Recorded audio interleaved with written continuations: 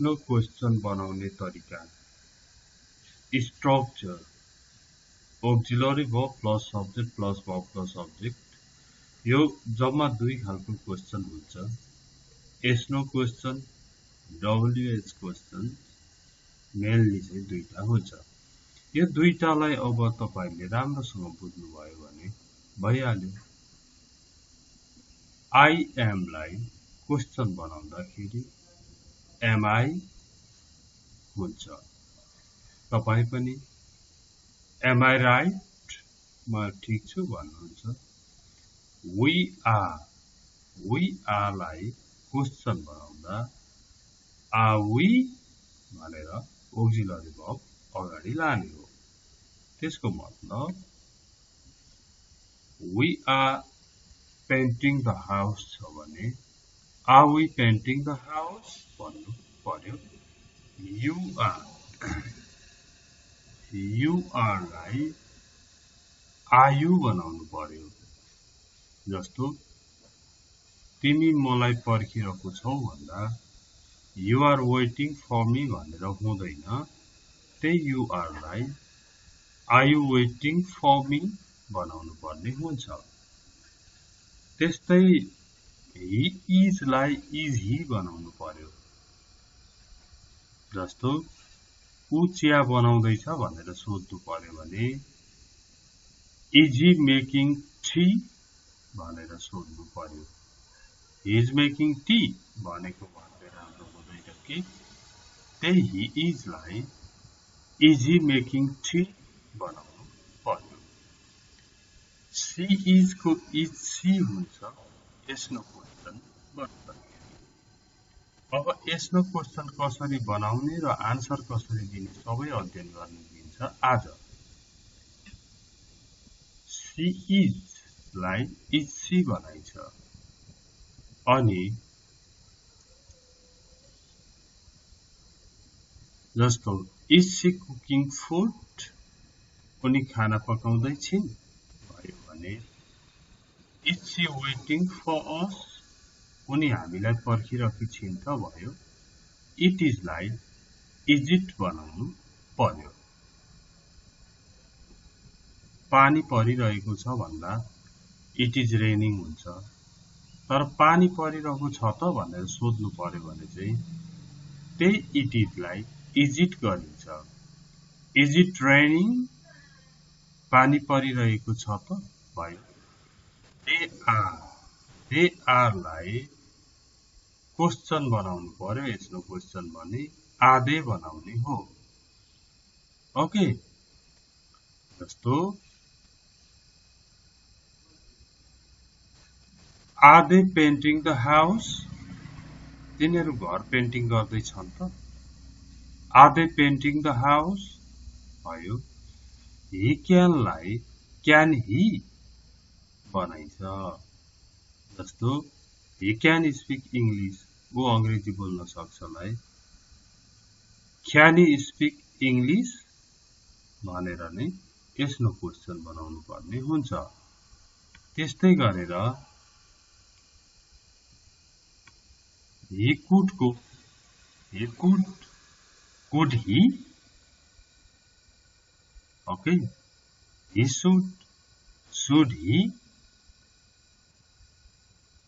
so he should take his original documents उसले उसको original document ल्याउनु पर्छ भयो भने should he take his original documents ल्याउनु पर्छ त भनेर सोधिन्छ they would they हुन्छ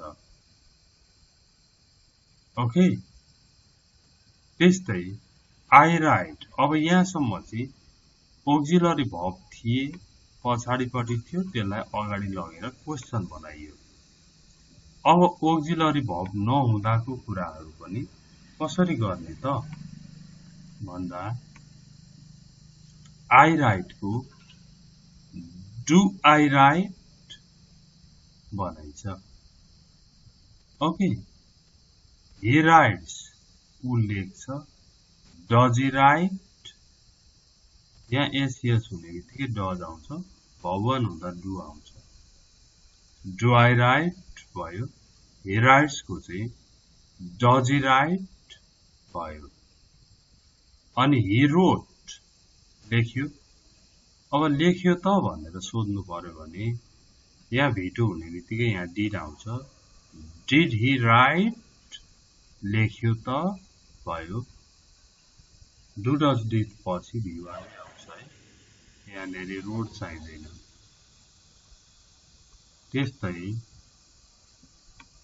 अब फेरि auxiliary verb छ, he will write, will he write, he has written, has he written, they have written, have they written, he had written, had he written, यसरी बनाउँदै गइन्छ। त्यसपछि he will have written, will he have written, okay. यसरी double auxiliary छ भने first वानलाई use गर्ने, will लाई अगाडि लग्यो, will he have written बनाइयो। अब भनेको छ कि how to answer yes no questions, yes no questions को आन्सर कसरी दिने त भन्दाखेरि yes अथवा no भन्ने, अनि सब्जेक्ट auxiliary verb object गरेर दिन पनि सकिन्छ। यसको हेर्नुहोस् न यहाँ, are you playing, तिमी खेल्दैछौ भन्दा yes उसले you भनेपछि तपाईले I भन्नु पर्यो, अनि यहाँनेरि r त लाग्दैन I सँग, am लाउनु पर्यो। Are you playing भन्दा yes I'm, yes I'm, यति मात्र होइन। Are you from Nepal? Yes I'm. Are you a student? Yes I'm. यसरी आन्सर बन्छ। Are you को आन्सर yes I am अथवा no I am not हुन्छ। No I am not, म खेल्दै छैन। Are you playing भन्दा no I am not, no I am not। अब यहाँ हेरौं, is he a teacher, उ शिक्षक हो भन्दा yes he is, he is, yes he is। No he isn't, no he isn't होइन भने is she beautiful,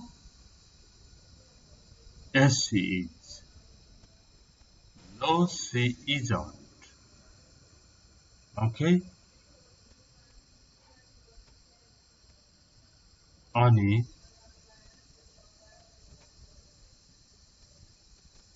has she passed SLC, SEE, yes she has, यो she अनि यो has, yes she has, अरु भनिरहनु पर्दैन, yes she has ले नै complete हुन्छ। No she hasn't, उनले एसएलसी पास गरेकी छैनन् भन्ने अर्थ लाग्छ। Okay. Do you speak English? Yes I do, बोल्नुहुन्छ भने, बोल्नुहुन्न भने No I don't, sorry I don't।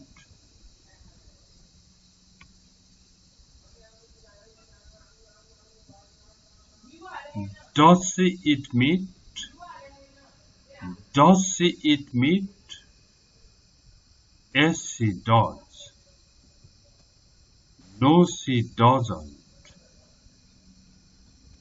no she doesn't। Okay, त्यस्तै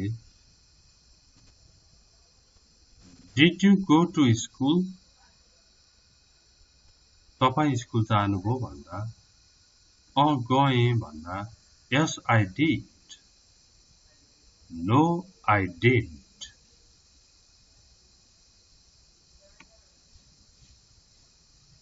त्यसलाई Can you help me?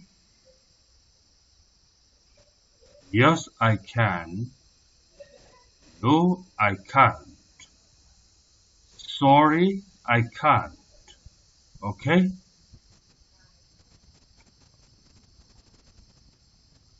Will she come tomorrow? Yes, she will. No, she won't. Won't.